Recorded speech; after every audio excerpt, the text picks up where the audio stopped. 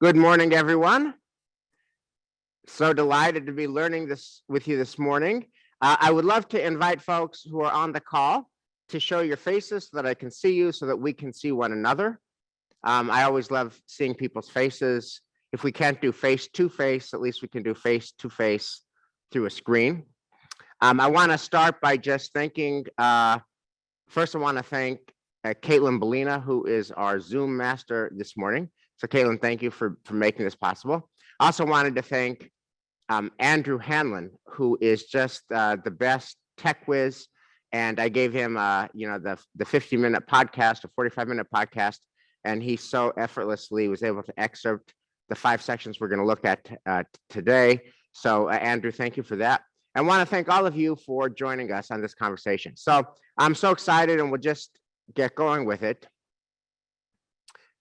What we're talking about today is where Israel is as a Jewish state, Israel and Israelis, and how that intersects with Jewish values. And I think that this is about as urgent a conversation as all of us who love Israel so deeply could have. So here's the framework. You know all this, that for all of our lives, the magic language has always been two-state solution. We're going to have a two-state solution of Israel and Palestinian state that are living side by side in security and in peace. And in that way, Israel could be both Jewish and democratic. And a few years ago, Michael Goodman wrote his book, Catch 67, which is such an important book. And he's talked here at Temple Emmanuel many times about it. And his basic point, as you all know, if you've read the book or heard his lectures, is that the two-state solution is not happening. It's just not happening in any of our lifetimes. It doesn't work for Israelis, and he makes the case why it doesn't work for Israelis. It doesn't work for Palestinians. He makes the case why it doesn't work for Palestinians. So there's not a two-state solution. And in the meantime, what there has been is just a status quo, which is very challenging. And one of the ways that Israel would manage the status quo is, and this is a metaphor that you've all heard about, is mowing the lawn. That is to say, it's not good, but every once in a while we have to go to war. It's not good, but every once in a while we have to exert force. It's not good, but every once in a while we need to use our power to create peace and quiet. We have to mow the lawn. So in his book, Catch 67, Michael Goodman looks at the two-state solution, which is lovely, but not happening. And he looks at the actual status quo, which is, in the absence of a two-state solution, we mow the lawn. That is happening, but is not lovely. And then he comes up with this third approach, as you all know, called shrinking the conflict. That is to say, we're not going to solve it. There's not going to be a peace treaty. There's not going to be a handshake on the White House lawn like there was in 1993. But we can make lives materially better for Palestinians in ways that will not harm Israel or Israelis. And if we can, we should. And if we can, we could give Palestinians, if not their own state, we could give them 80% sovereignty. And that was an idea in a book for a while. And then with the recent change in government, with the current administration in Israel, post Prime Minister Netanyahu, the time for Micha's idea has come. And now shrink the conflict is the policy of the Israeli government. Now, here is the issue that, and we've got 5 clips that are going to look at this from different angles. Daniel Hartman is hot and bothered. He's hot and bothered. And here's why he's hot and bothered. He's hot and bothered because the status quo, even if we shrink the conflict, still leaves Israel and Israelis occupying another people. Let me drop a footnote here. I know for many people on this call, the word occupy or occupying is triggering. You hate that word. It feels anti-Semitic. It feels anti-Israel. You hate the word. You resist the word. If you say occupy or occupying, then we don't share a universe. So that's a whole long separate conversation. Let me just say it's assumed in this whole conversation that this is an occupation. Let me also say that Hartman has this guy named Tal Becker, who's just, you know, a genius at international law. He's on Israel's negotiating team. And he's done a whole lecture, which many of us have heard in Jerusalem, about occupation. And the answer is, when you look at the statutes and when you look at the regs and when you look at international law and when you look at the facts on the ground, this is an occupation. So Hartman's proceeds on the assumption of it. I've gotten, some email from people saying occupation. I don't like the word. I'm going to try to find that lecture that Tal Becker did about the occupation and why it is an occupation from the Hartman's point of view. But just know that that's going to be the presumption in this lecture. And Daniel Hartman is upset because if we are occupying another people, that's a moral issue. And he'll put it this way, if you've heard the lecture or the podcast, we're dying morally. Israel, the Jewish state, is dying morally because it is occupying another people. That's going to be Daniel's premise. And here's what's most painful, which is most Israelis don't care about this issue. Your college kids care about this issue in North America. Many of us on this call, North Americans, care about this issue. But Daniel and Yossi Klein Halevi, his thought partner, are both going to proceed on the assumption that Israelis are not losing sleep on this issue. And they're not bothered morally on this issue because we tried to make peace. We tried to give away we tried to trade land for peace. You all know the history. You all know Oslo. You all know Ehud Barak, President Clinton, Yasser Arafat. We'll give you 96%. We'll split sovereignty of Jerusalem. And what we got was the second intifada. So this is Daniel and Yossi that's their background. And therefore what we got was second intifada. Therefore, there's no peace to be had. And therefore, there's not a moral problem. We're entitled to self-preservation. Daniel Hartman he's losing sleep about the fact that he's not losing sleep. And he's losing sleep about the fact that Israelis are not losing sleep. And he thinks that Israel is dying morally. And his big concern is that the shrink the conflict language is not going to ameliorate the moral problem of the occupation. And you're going to hear Yossi Klein Halevi, who's going to say, Daniel, you are not speaking to Israelis. You're speaking to Americans, but you're actually an Israeli, and Israelis don't get what you're saying. And what you're saying does not comport with the lived lives of Israelis. So what we're going to do is hear 5 clips about that. After each clip, I would love your voices. This is supposed to be a conversation. I just wanted to set this up for you. We have 5 different clips, and we'll take conversation on each of them.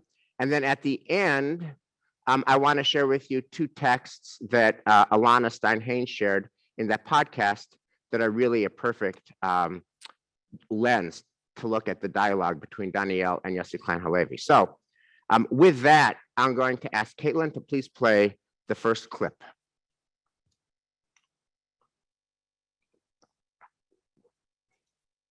He wants to unfreeze the status quo, and he knows that if you go to a moral language, we're going to get stuck.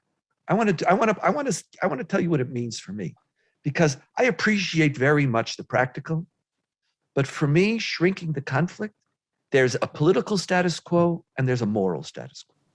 I feel what's most cancerous today is not the political status quo, but the moral status quo. I accept that the political status quo is politically untenable, but there is a moral status quo that we've gotten into. You said yourself, most Israelis, they could tolerate it. But what are we tolerating? We are tolerating core violation of the human rights of other people. Now, I share the narrative that we're trying in Palestine. I'm not talking about who's to blame. That's a separate conversation, who's to blame. There is a current status quo that I experience as a cancer, Yossi. We're dying, not physically, we're dying morally. And the fact that most Israelis could tolerate it and aren't losing sleep at night, there's something bad has happened to me, Yossi. I sleep too well. And for me, shrinking the conflict is not about principally practical solutions. Even though I respect the need for it, what I'm hungering for is a shrinking of the conflict where we shrink away from the moral price of the conflict. That when you are dramatically occupying, if we will do some of the practical things that you and Micha are talking about, it's not going to be perfect. But the moral consequence of occupying them, the moral blindness that we've embraced, that for me, I can't get off of that right now. I like that formulation very much. Okay. So what I'd love to do is, so that's our first gambit is Danielle's concern that shrinking the conflict is going to allow us to continue to die morally because we're not going to deal with the moral issue. And what I'd love to do is to ask, we got a lot of people on the call. I think Kanai Horror, we have like over 80 people on the call. So what I'd love to do is to invite people who want to just react to this first piece of dialogue, first piece of conversation. If you have comments, questions, thoughts, put it in the chat. And I'll ask Caitlin to just let me know the first 5 people who do, and we'll take the first 5 comments, and then we'll move on to the second one as well. I'm just so grateful for this conversation, and I'll just say while you're thinking of your questions, I think it's just really cool that Hartman and technology provide us for a real space to have a conversation about the issues that matter in Israel. And this is an issue that matters in Israel. So I'm really grateful for this conversation. Caitlin, do we have any takers? No takers yet. Okay. So Caitlin, play the second clip, please.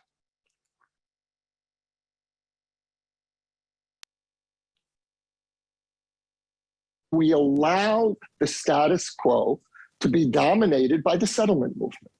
Now, the problem here, and this is a problem with Micha's position, is that the strength of the concept is also its weakness, in that it means many things to different people.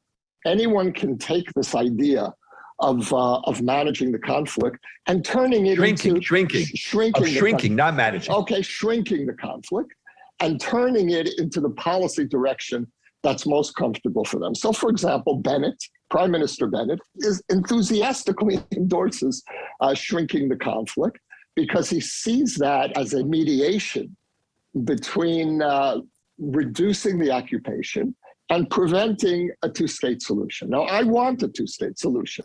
I don't believe it's possible now. So for me, shrinking the conflict is a way of trying to keep us on track toward a two-state solution. But what, for example, do we do as we're shrinking the conflict? Are we expanding settlements? That, for me, is the weakness in the plan. So, we done with the clip, Caitlin? Great. So, by the way, I've listened to this podcast a number of times, and I think you just heard the beating heart of this podcast, which was a Freudian slip. The Freudian slip, and now having heard this is my 3rd or 4th time, I actually get that the entire lecture, the entire podcast, the entire class, the entire issue comes down to this Freudian slip, where Yossi Klein Halevi wanted to talk about shrinking the conflict, but in referring to shrinking the conflict, he calls it managing the conflict. And then, of course, Danielle calls him out and says, no, not managing the conflict, shrinking the conflict. Yeah, shrinking the conflict. So I think that is actually the beating heart of this whole conversation. Is shrinking the conflict just going to be preserving the status quo, mowing the lawn with better language? So I'm going to take Richard Gray, your comment, please.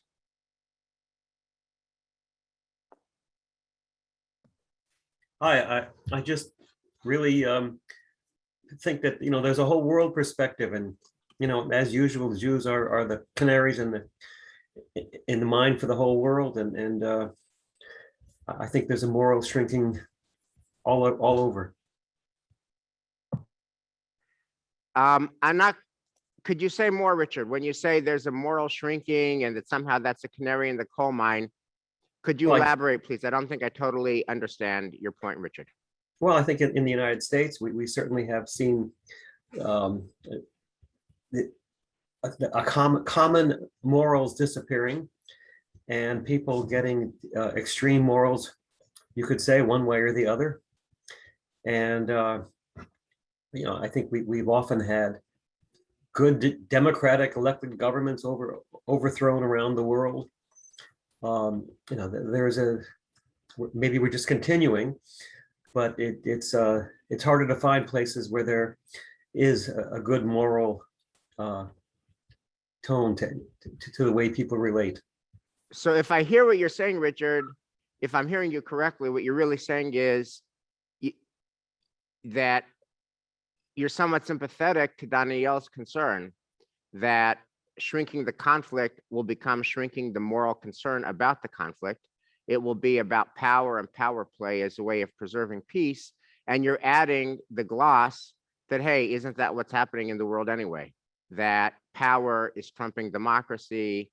Power is the new name of the game, and that there's a lot of shrinkage of moral concerns, and that this is of a piece with that. Is that what you're saying? Yes. Yep. Thank Okay. you. Yeah. So we have, and by the way, Yossi, who's such a deeply, deeply moral, wonderful, decent person, his basic response, as you know, is that the moral voice, the moral angle that Danielle is so exercised by, he's just alone. That Israelis are not exercised by it. He's going to say, I don't think I necessarily put this in one of the clips, I forget, but he wrote that book, Letter to My Palestinian Neighbors or Letter to My Arab Neighbors, which came out 3 years ago in English, and it came out 3 years ago in Arabic, and it just came out now in Hebrew. And he says the reason it just came out was he was super reluctant to put it out for fear of being branded, so marginal and so peripheral in Israel. Like for an Israeli to be talking about how do I do dialogue with my Palestinian neighbors is just like so flowers and 60s, and so not rooted to how real Israelis are living. They're just not connected to the moral issue. That's what he says is why his book just came out now. So thank you for that, Richard. Sigalit Davis, you're up next.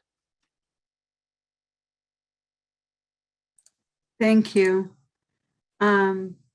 I think I wrote that I lose sleep every day, not only because of the moral issues behind it, but also because I truly worry about the placement of the Jews in the world. I always thought that Israel is the greatest invention in the world for us as Jews, and it's the best thing that ever happened to us as a nation. And after 30 years in America, for the first time, I had an epiphany that really Israel is a huge ghetto of all the Jews who were refugees from all over the world. And the world really didn't do us any favor.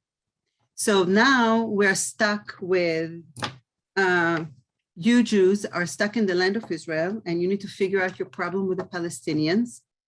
And remember where you came from, all of you refugees, and take care of the refugees that really we did not really create, the world really created for us. And the Palestinians themselves created for themselves in 1948 and in 1967, and in every opportunity to build the land instead of building it, demolishing it, and trying now to demolish us. And if we just look at the bombs that, if they were really to fall and bomb into Israel, in the last operation, Israel as it is today would not have existed. And, Right. and it will take only one missile from Iran to blow the next 6 million Jews in the world, because it is one huge ghetto surrounded by enemies. Right. And we're all Jews there. It's not like we're scattered around in small communities like we are in the United States. So I lose sleep over that. Does the world worry about that morality? Right. Yeah, thank you, Sigalit. That's very real. What I hear you saying is, hey, the moral issue I'm worrying about and the moral issue that I'm losing sleep about is if all of Israel was turned into Sderot. If all Israel was turned into a place that could be bombed as regularly as Sderot is bombed when we got out of Gaza, that's a moral issue, and that causes me to lose sleep. And I think that voice, that weary voice of yours, and that worried voice of yours, and that wary voice of yours, that's what Danielle and Yossi are acknowledging is the regnant voice in Israel, which is why Danielle says he's going to be very lonely. He's going to be very lonely, and he says the Hartman Institute is going to be very lonely, and he's going to create a lot of challenge for his institute, because he's going to try to raise a moral concern where the people who he's trying to talk to, Israelis, are offering your moral concern, which is, hey, they're going to try to kill us. That's what I'm worrying about. So thank you, Sigalit. Melissa, you're next. Yeah, I appreciate Danielle Hartman's sentiment, but I'm thinking that right now, what might help the Palestinians who are suffering is shrinking the political conflict, that we want to actually do things that change the situation, and that almost talking about the moral conflict can come later. But what really helps, what I think helps the suffering more is not Israelis or Jews or American Jews struggling with their own morality, but doing real work to change things the way Micha Goodman is suggesting. And then we deal with how we're feeling morally. But I don't know that it helps the Palestinians if we're in a quandary. Our quandary doesn't really help what's happening on the ground. Right. Thank you, Melissa. Right. In other words, make life better for Palestinians. And I think that concern, Melissa, make life better for Palestinians, and then we can work through the moral angles after we've materially advanced their life. I think that runs into the concern that Yossi Klein Halevi mentioned in the second clip, which is he doesn't use the word manna in heaven like the Torah, but that's how I heard it. You know, manna from heaven tastes like whatever you want it to taste like. Right? If you wanted the manna to taste like a steak, it tasted like a steak. If you wanted it to taste like a wafer, it tasted like wafer, right? And Yossi Klein Halevi's critique of shrinking the conflict is that it sounds like, tastes like, is used like, whatever you want it to be used like. And that when Micha uses it, he's talking about, you know, interlocking roads of Palestinian towns so that they can avoid checkpoints. He's talking about increasing their sovereignty. And somehow Naftali Bennett is speaking the language of shrinking the conflict while trying to expand settlements. What does that mean about the integrity of shrinking the conflict if they're trying to expand settlements while they're speaking that language? And will that materially advance things for Palestinians? So let's, what I want to do is just listen to the next clip, which is very deeply powerful. I'm not sure I agree with Danielle. I share a lot of your concerns, but I'll tell you one thing I love about Danielle. I love his passion. And his passion really shines through here in this third clip.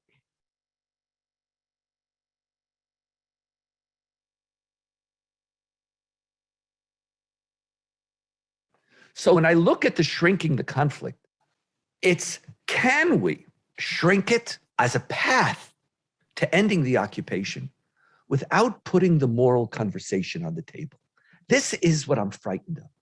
And if we can't, then, then you'll get Bennett. You pointed to yourself. Do I feel the weight of the moral challenge, the weight of the moral problematics or not? Do I feel them? Now, if it's just, is shrinking the conflict is a way for me to lower the political pressure on Israel, but we're okay. I don't have to worry about Israel because politically, militarily, we could sustain it and morally we're fine, then I'm okay. And then when you shrink it, you're not creating the moral engagement that we need to engage. And I wonder, what's the best way to get an idea across? Now, it could be that shrinking the conflict and only talking in practical terms is the best way to get the broadest consensus. But I don't know if that's going to cause us to really engage with some of the serious issues that we have to talk about. And then, as you said, shrinking the conflict, what you're going to do is going to be very different, because the things that I want to shrink most significantly, it's not that I want to give them more roads. I want to shrink the places where Israelis have to occupy another people, where defense policies degrade another people, where in order to live where we live, we are undermining our sensibilities to human rights. Now, there is a moral challenge here. And I think the example that you gave of when we shrink it to expand settlements is a telling case. But isn't the fact that Bennett could use the category, doesn't that almost make the point of the critics of the shrinking of the conflict idea? And in many ways, the way they would do is like, it's not a moral move. And you just want to get away with this for another 10, 15 years until we'll forget. And, even Micha himself points to the fact that Micha says, I want to shrink the conflict so I could expand Palestinian sovereignty, so that you could have 90% sovereignty. Bennett speaks about shrinking the conflict, enhancing their economic well-being, and he points to the discrepancy between him and Bennett on that. But isn't that proof that this category, maybe by itself, is morally problematic? Okay, I'm with you in principle and not in practice. In practice, we have a situation where the strong majority of Israeli Jews have learned to live with the conflict, including the moral dimensions, because most of us believe that we really did try to make peace. And if we put another offer on the table, we would get most likely the same results. Now, where I differ from that consensus is that I believe that that doesn't absolve us from the need to, as we've said in our discussions on this program in the past, bakesh shalom v'radfehu. You have to seek peace when it's possible, and you have to pursue peace when it's not possible. I believe it's not possible now. That's the time when you have to pursue peace. So in that sense, I'm very much part of our Hartman Institute consensus, but that places us outside the emotional consensus of a majority of Israelis. So what do we do in that situation, pragmatically?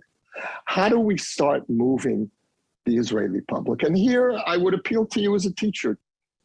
What do you do when your students don't even share the same premise, don't even necessarily share the same language anymore? And so my starting point is, yes, I'm with you. I'm part of that consensus. I don't blame us for this freeze. I don't blame us for the status quo. I do blame us for moves that will undermine the status quo and undermine the possibility for a two-state solution. So how do you speak to the Israeli public? If you make moral appeals, who's going to listen to you? That language works for American Jews. It doesn't work for Israelis. And this is part of the problem. You'll see that. Could I stop you? You're right. But I'm about to do something in the Institute.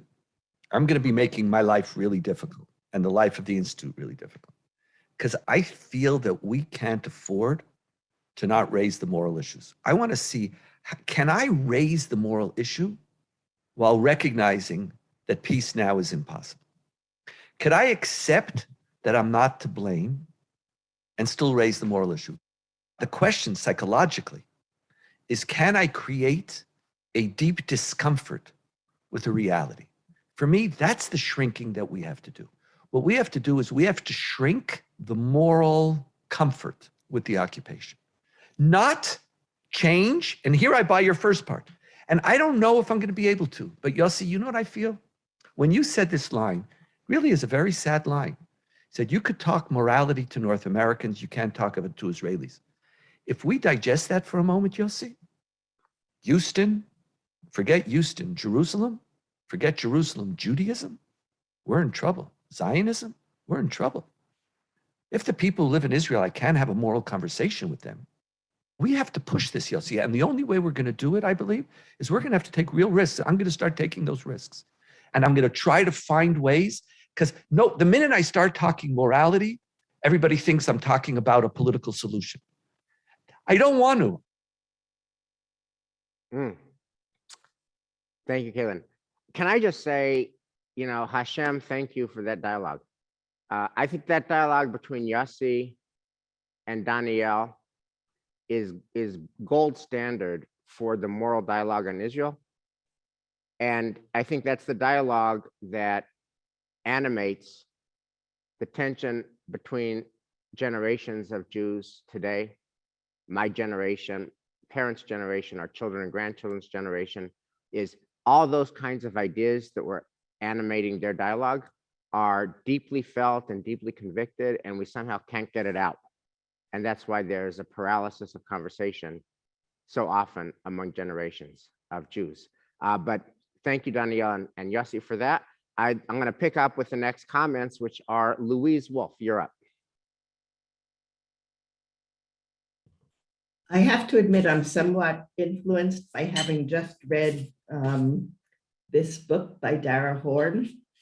And I'm very struck that Danielle has a lot of company in Europe and the US if his first instinct is to lecture other Israelis about their moral failure, because the book describes this enormously long-lived tendency to perceive Jews as inherently immoral. And I guess I disagree with his feeling that he's in a proper position to make that kind of assumption about his fellow Israelis instead of being more open to the idea to question why it is that they're not going along with him, and that maybe it's not about a lack of morality, but a different perception of the entire situation. Louise, thank you for that. By the way, if people didn't catch the book she showed, it's called People Love Dead Jews by Dara Horn. I actually just got it from Amazon. I'm flying out to Israel tomorrow, and I'm reading that book on the plane to Tel Aviv. People Love Dead Jews. I want to just react to one word that you said, Louise, because actually in our next clip, Danielle and Yossi are going to talk about it. And I want to leave you with the question, Louise. I'm not making a point. I want to leave you with the question. You use the L word, lecture, that he is lecturing about morality. And Danielle will say he does not want to lecture Israel about morality. He wants to teach Israel about morality. And Danielle is going to draw the distinction between the prophets and the rabbis. And he's going to say the prophets, this is in the next clip, but it's just so responsive to what you said, Louise. He's going to say that the prophets were the biggest failures educationally in the history of the Jewish people because they got on a platform and lectured and nobody listens to them. But rabbis taught morality. And here's my question to you, just marinate on it. Do you believe that that's a tenable distinction between lecturing on morality like a prophet and teaching morality like a rabbi? And if that's a tenable distinction, do you think there's a place for teaching morality in this conversation? Our next speaker is Esther. But Esther, please let us see your face.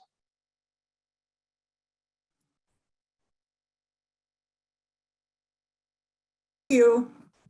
Oh, sorry.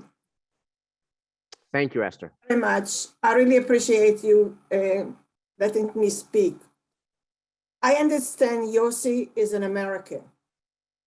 My understanding is, if I'm not mistaken, how on God's earth has he a moral issue with all the Israelis that sit there and marinated in the problems? Why doesn't he look at what's going on here with the anti-Semitism in all their derogative reaction to all what's going on in here? I'm sorry, he might be a rabbi, he might be whatever, I don't know what he is, but my question is, if you don't know, if you don't live the people's life, do not put your 2 cents into it. And my other question is, where are the Arab morality? That's my main question. Why doesn't they come to the table and sit and talk and try to resolve the problem? Thank you, Esther. By the way, your comments, Louise's comments, and we live here in North America, kind of underscore how hard Danielle and the Institute's life is going to be trying to take this position. I want to just react, Esther, to a few things that you said. First of all, anti-Semitism is real. People who hate Jews and want to kill Jews, people who love dead Jews, Dara Horn's title, is real. But I think Danielle would say, yeah, but that does not absolve Jews of the obligation to live our own values. And we want to be moral beings. And the fact that there's anti-Semitism is true, but we don't want to let that prevent us from being the people we want to be. We can't control what haters do. We can control that we are strong. Danielle's a big fan of Jewish power, of Jewish military might, but keep the Jewish, not by force, not by might, but by the Spirit of the Lord, Zechariah's admonition, we have to also keep our values in place.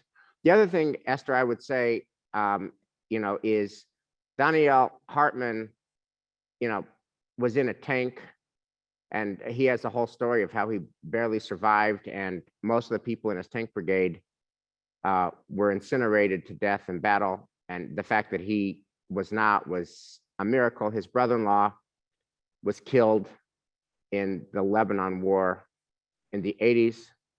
So his family has paid the price and borne the burden. And what he's trying to do is create a conversation about Jewish values in the face of the complexities of that region that he is and his family are all too familiar with. But I just want to say also that the emotion and the affect of your voice, which I get and respect totally, as Louise and all the people, right? This is why this work is so hard.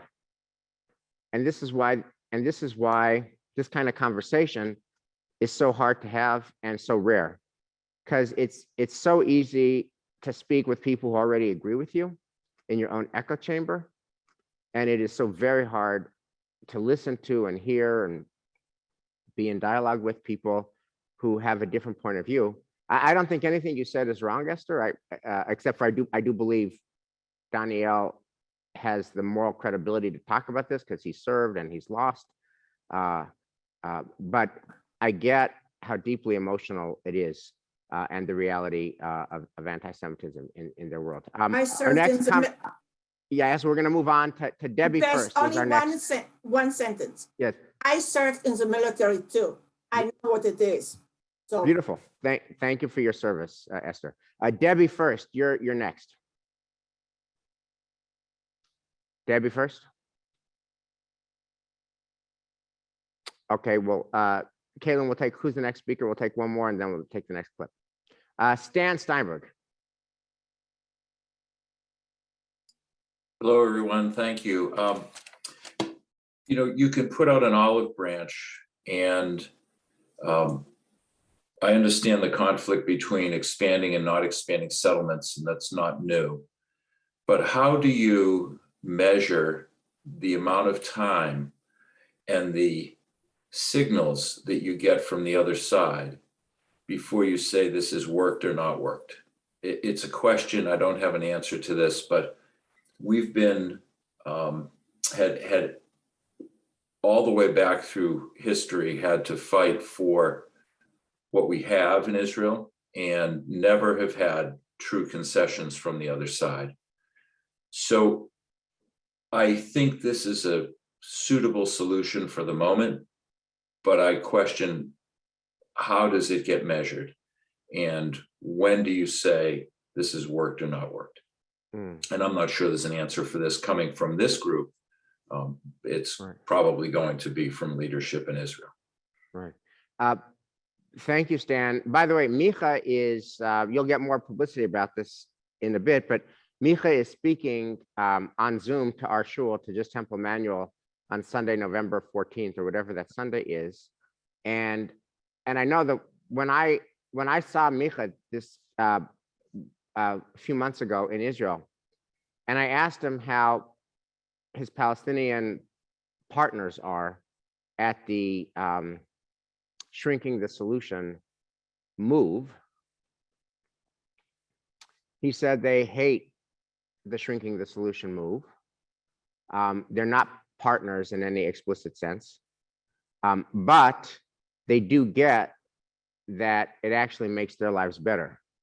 So without acceding to the fact that they're in a process, without speaking the language of partnership, they'll reluctantly take moves like connecting roads and making their lives better and obviating checkpoints and minimizing encounters with Israeli army personnel. They'll take that because it makes their lives better. But to your point, there's not a spirit of we're building something together. So it's very fraught. I want to take two more clips, and then I've got a few more comments, and then we're going to look at some Jewish text. I know you can't lecture to anybody about morality. You can't, but you can teach morality. And I think Israeli society Israeli educational institutions have to change some of their curriculum. Because I think for a long time now, we have stopped talking about the moral challenges and the moral consequences and the moral responsibilities that come with the occupation. You can't lecture, but if you're going to be silent, I understand the methodology that you're picking. I believe that the time for subtlety is over, but I have to find a way for subtlety not to be counterproductive. That I share with you. I'm not interested in being a prophet. The prophets were the biggest educational failure in Jewish history. I don't want to stand on the mountain and start talking about our moral. Right. Yeah, that doesn't work. I'm there. But there's a difference. The rabbis taught ethics. They did. They taught it. We have a huge challenge. And I'm about to explore significantly changing a lot of the Hartman Institute curriculum in many programs that we're running to put ethical discourse more at the center. But you're challenging me on how do you do that? And I don't know the answer. I just know that I have to do it. But could I ask you one question to conclude? Look, I think just one thing, Danielle, I think that we need multiple strategies. Fair here. enough. There's not going to be any one answer. I accept that too.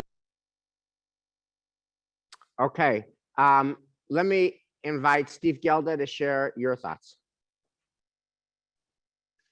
So first of all, thank you. And I want to say that I appreciate all those who spoke. I think probably for the majority of the people on the screen, from the perspective of putting Israeli security over all else. And I want to say that that Israeli security keeps me up at night also, and I believe it also keeps Daniel Hartman up at night. But I do support Daniel's move and his moving the Institute in the direction of confronting the moral issues that underpin the occupation. And I'm going to use that word occupation, even though I know people don't like it. And what I'm going to suggest is that my statement suggests that the moral death that results from occupying another people and in effect ghettoizing the Palestinians. If many of you have visited Israel, if you've been fortunate enough to go on a Hartman tour of the West Bank, you can see various ways that Palestinian people have been ghettoized. And then the comment of the temple member, whose name I don't remember, who said that the Jewish people is in effect in a big ghetto in Israel. So we're ghettoizing ourselves and another people. And I think in the long run, we undermine our own position of Zionism and loving Israel and wanting Israel to survive by not acknowledging the moral problems with occupying another people. So to shorten this, I'll just say that the moral issues have to underpin the political solution. Otherwise, we're in a ghetto, losing friends both amongst our own community, young American Jews, and friends of liberal democracy around the world who view the occupation as undermining democratic principles. I know that was long-winded, but I'll stop there. Thank you, Steve. So, Steve, I want to thank you for your voice. This is such a rich conversation, so many points of light. I want to leave you with a question, and we'll take the next comment in a minute, which is going to be Alan Leifer. Here's some spiritual homework, I think, that comes from this podcast about shrinking the conflict. When you think about Israel, can you hold multitudes? Because I agree with every comment that every speaker made this morning. That is to say, can you hold the fact that we really tried to make peace and we got the intifadas? Can you hold the fact that we got out of Gaza and we have a lot of bombs in Sderot? Can you hold the fact that we don't want all Israel to be Sderot? And can you hold the fact that we are, pick your verb, I'll use the verb that Danielle and Yossi are using, occupying another people, and that creates moral problematics, and that we can have a conversation about that and try to ameliorate their life, that's shrinking the conflict, without diminishing our security, making their life better. And is that a moral advance? And I think the question is, can the people who see security and self-preservation and people love dead Jews, can you see that, hold that, and also hold on to, hey, how can we do that and also ameliorate a moral conundrum?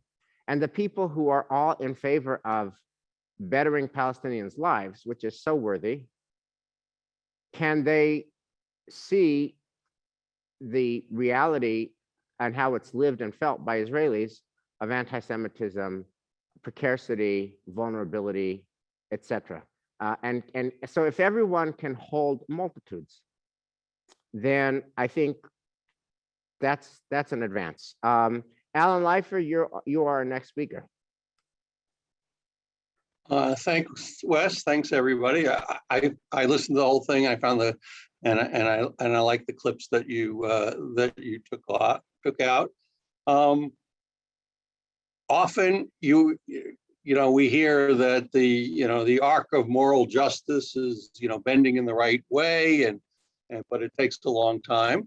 Here we are with a new approach, a new government.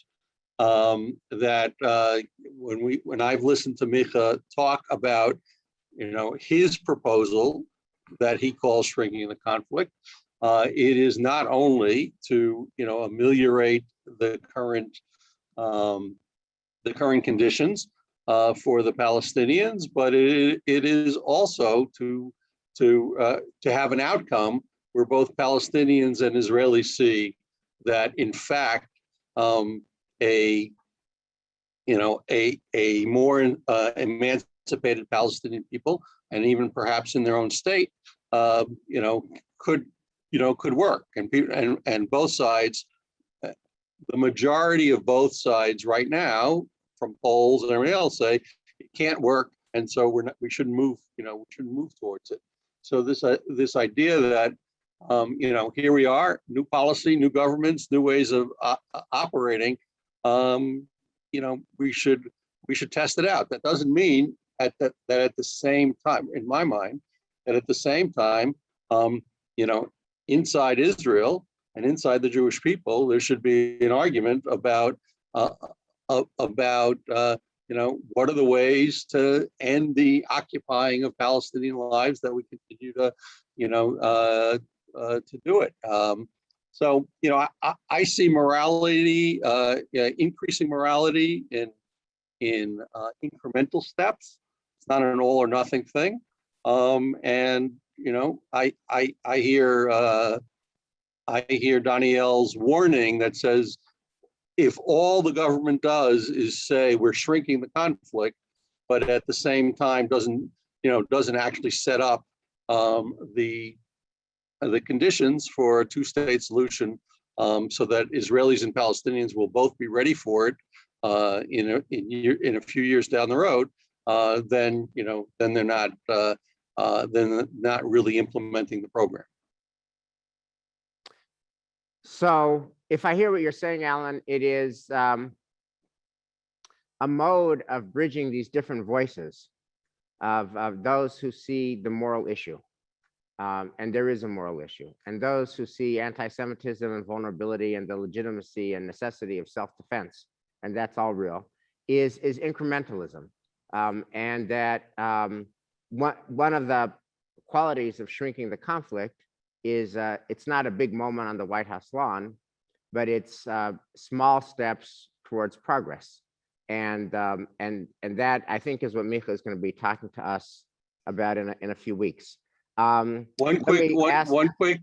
addendum is when you talk about incrementalism, remind me there's a new book out by Daniel Kurtzer, who was a big Israeli American interlocutor with Israeli Palestinian, and he talks about Kissinger, and Kissinger supposedly was successful because he's more incrementalist and pragmatic than a lot of statesmen that were more moralist and all or nothing. So incrementalism has a role as well. Yeah, absolutely. By the way, as a general policy matter, Hartman is very big into incrementalism. That's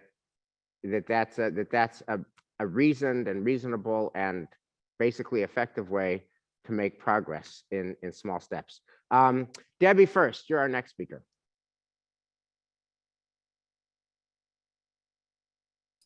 Hi, I come late to this table and I'm interested because I know very little.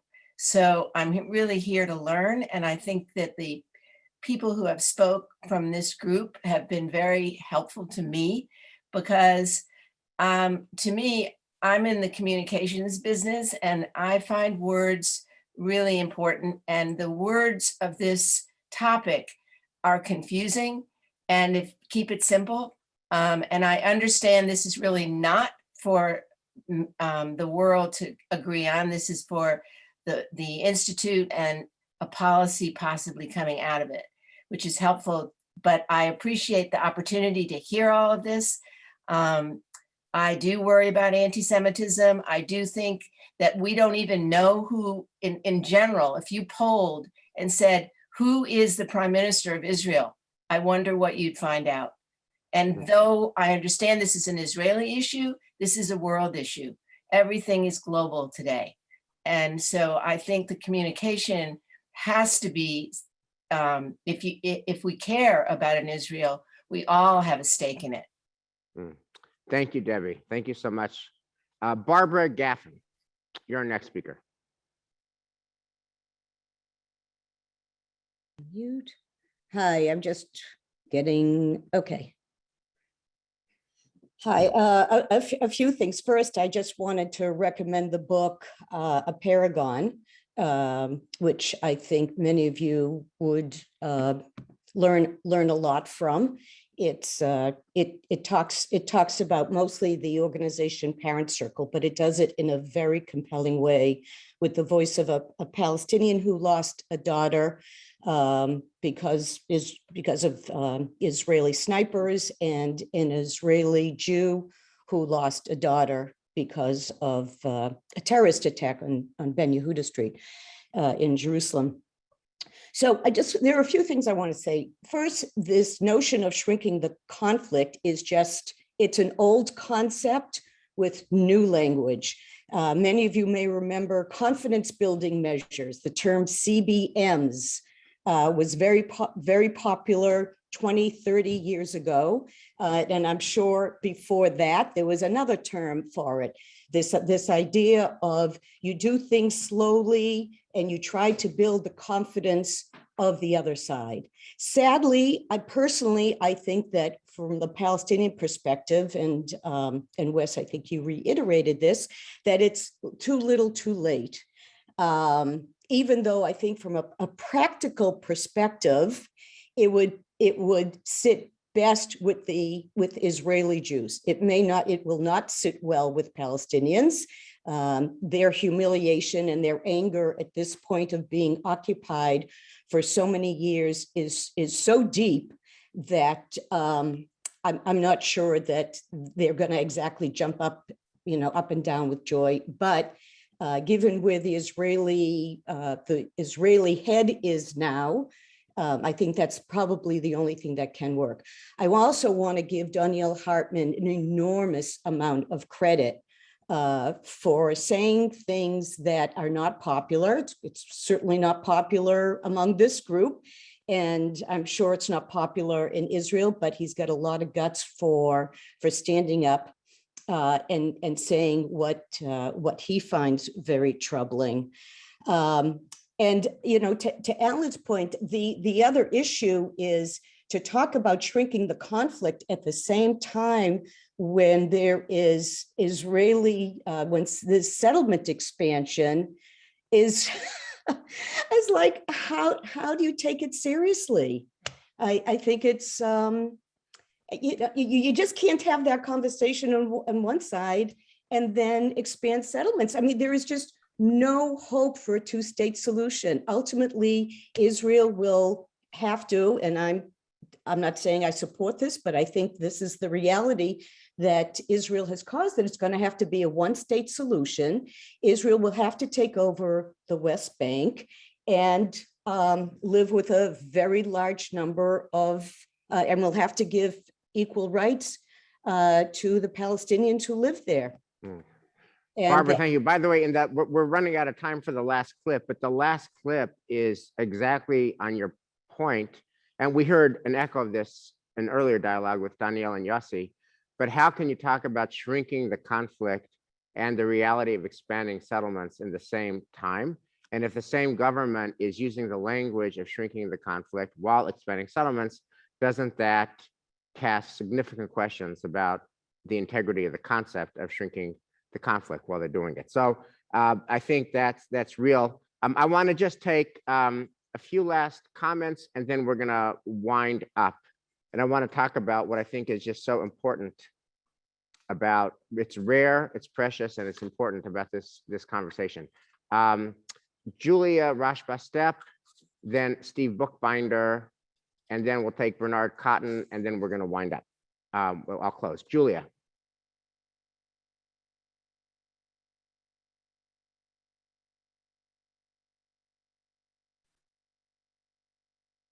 Okay, Julia is not on. So Steve Bookbinder, I'll take you. You're our next speaker. For holding this conversation today. We desperately need conversations like this within the Jewish community. And I am also very grateful to Danielle and Yossi and the whole Hartman Institute for putting these issues in front of us. You talked about holding a multitude. Life is full of paradoxes. In fact, the issue is, how do you manage the paradox? Last week, 3,200 apartments were approved, as has been mentioned, effectively, basically making a two-state solution all the more difficult. What I think is really critical, and what I try to do, and I hope everybody does, is go to Israel and visit settlements. In 2014, several of us visited settlements where we heard from the head of the settlers movement, who said that the Palestinians are irrelevant. 3 million, or you can argue 2.8 million people living among you are irrelevant. It cemented my belief that we always have to pursue a solution no matter what is happening. I agree with everything that's been said about the position of Jews in the world, but we are the fourth most powerful armed forces in the world. We're an incredible booming economy. There are opportunities. I want to say one last thing about moral credibility. Wes, you mentioned this, and I think it is true that Danielle has moral credibility because he was involved in wars, etc. But all of us have moral credibility. All of us have to engage in dialogue, whether that's in our temple or whether that's in visiting Israel. The one thing I'd also say about visiting Israel is that, yes, the majority of Israelis basically are right now trying to put the conflict aside. They want to live their life. That doesn't mean that when you actually talk to them in a sustained conversation, that you don't find their views to be more complex. And for those of us who have visited Israel and have friends, we also know that there are Israelis who support Danielle and Yossi Klein Halevi. They are not completely alone, although they may be in the minority. So I thank you for this conversation today. I urge everyone to go to Israel and visit a settlement, because it will change your views. Visit us, one of the startup settlements, established settlements, and ask those questions about morality. We all have a moral place in this world. Thank you, Steve. Let me just say, I love your suggestion. I want to take it super seriously, and I want to actually help all the folks on this call to implement what you just said. Go to Israel. Those are the best words in the world. And, please God that the coronavirus situation should permit this. But right now, as you know, we have not been able to do an in-person trip to Jerusalem for the last 2 summers, but they are having every intention of doing Hartman again in Jerusalem, in the Holy Land of Israel this June. It's the end of June. You'll get home before July 4th.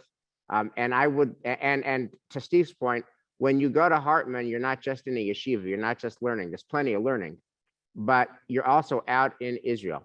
And they have options where you could actually go to both Arab towns, Palestinian towns, Arab villages, Palestinian villages, and also settlements. And you actually have real conversations. And there's nothing like being there to really immerse yourself in the reality of Israel. I'll be going this year, and I would urge everyone on this call to go to Israel, join us at Hartman in June of 22. And it's just indescribably poignant and powerful to be there. I'm gonna call on Bernard Cotton for our last speaker, and then I'll just wind up. Bernard. Well, first of all, the moral issue is important, and it's something we have to bear in mind. But without a full peace settlement, I don't see how there's going to be any movement on improving the moral situation. And unfortunately, that has to be on the back burner until that situation arises. With regard to shrinking the problem, forgetting about expanding the settlements being a conflict to the policy, but just the policy itself. If I'm an Arab extremist, and I'm sure the extremists are going to do their best to derail the whole process, I'd love to have access roads without having to go through checkpoints, and I would exploit it as much as possible. So there's going to be a lot of trouble in stopping extremists from derailing the program. And then finally, let's say it all works. How are you going to create one cohesive Palestinian territory, having little pieces connected by roads? Maybe a short-term policy, but long-term, that's not going to be acceptable. Right. Thank you, Bernard. Just let me respond to that, and also something that Barbara mentioned earlier about confidence building measures. I think this is different from confidence building measures, and also Bernard, to respond to your point, I think confidence building measures was we're going to try to build some momentum. Confidence building measures, the building was the part of confidence building measures that was important, because we're building towards something, we're building towards peace, we're building towards a two-state solution. In contrast, shrinking the conflict assumes no momentum towards building anything other than a better life, better than yesterday, better than the status quo for the Palestinians. And in that way, advancing Israel's moral credibility. And therefore, Bernard, to your point is, how do a bunch of Palestinian cities, towns, villages connected by roads, how does that equal the state of Palestine? It doesn't. As you know from the lecture, it's 80% sovereignty, it's 90% sovereignty. That's with Micha's, read, not Prime Minister Bennett's read. So it's not about a Palestinian state, it's about better life for the Palestinians in those towns. And it's not about building towards the momentum of a peace deal, but a better life, better than yesterday. That's where we're at. I want to just step back, zoom out for a second. I want to name what I find very powerful, beautiful, rare, and very helpful about this conversation, and then talk about where we go from here. I'm not aware of other spaces where you could talk about people love dead Jews, or you could talk about Derehorn, or you could talk about anti-Semitism, and then also talk about moral aspiration and moral concern of the occupation at the same time. The people who talk about people love dead Jews don't use the word occupation. The people who are very alive to the moral problematics of the occupation tend not to be as focused in that conversation about people love dead Jews. What's very rare about this conversation is that all of these voices are part of it. And I want to just mention two benefits, other than the fact that it's actually true and we're real, so we're having a credible conversation. I think there's two benefits of this conversation. Number one, it heals a generational divide. If you talk to your children and grandchildren, I can't tell you how many people I've talked to who have children and grandchildren who are so different from them on Israel. I know Shira and I are blessed with 3 children who are so different from us on Israel.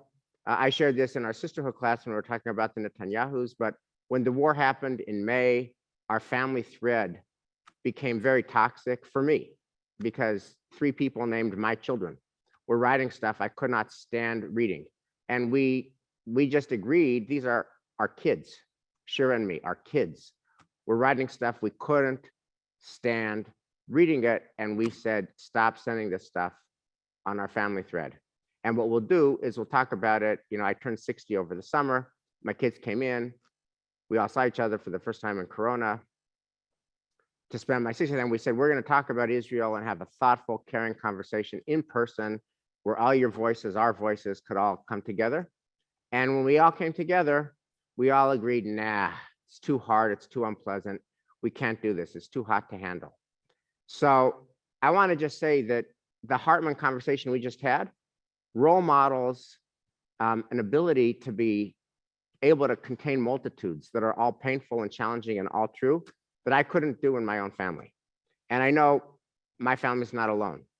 And so one thing about this is I think it gives us a way forward for healing a generational divide.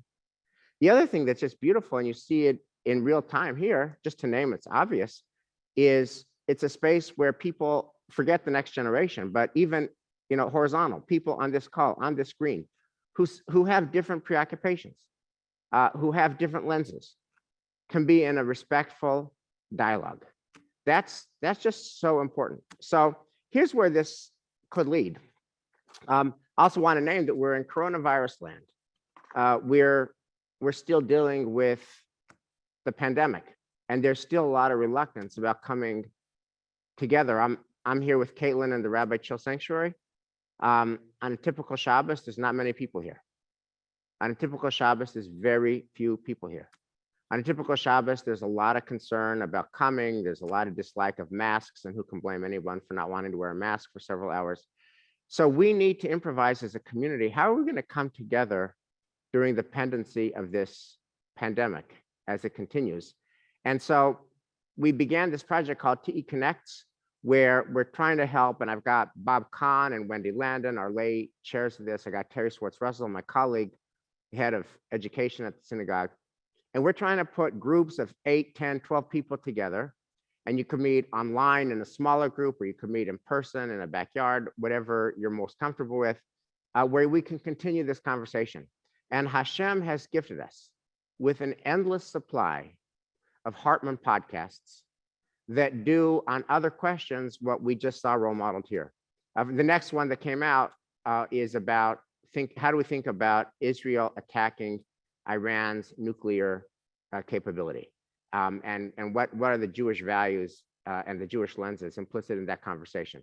And so what we want to do is, like, what success would look like here is that everyone on this call, more than 80 people on this call, be signed up for a small group, a TE Connects group, where we will get you these podcasts and where you can have with 10, 12 people the same kind of dialogue that we just had.